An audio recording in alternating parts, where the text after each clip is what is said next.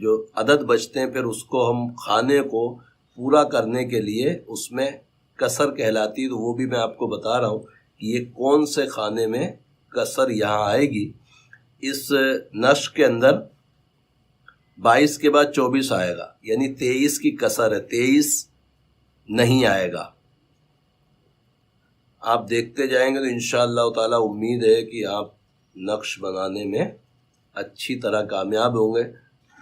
عدد میں اگر آگے پیچھے ہو جائے تو بھی کوئی مسئلہ نہیں ہے، مگر چالوں میں بالکل بھی آگے پیچھے نہیں ہونا چاہیے۔ اگر چال آپ نے غلط کر دی پھر مسئلہ ہو جائے گا۔ ابھی میں عرض کر رہا تھا کسر، تو 22 کے بعد اب یہاں 24 آئے گا، اس کے 13ویں کھانے میں کسر آئے گی، یہ 16524۔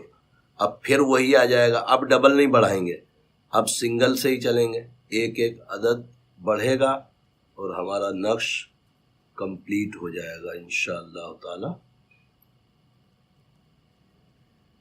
یہ ہمارا نقش کمپلیٹ ہو گیا۔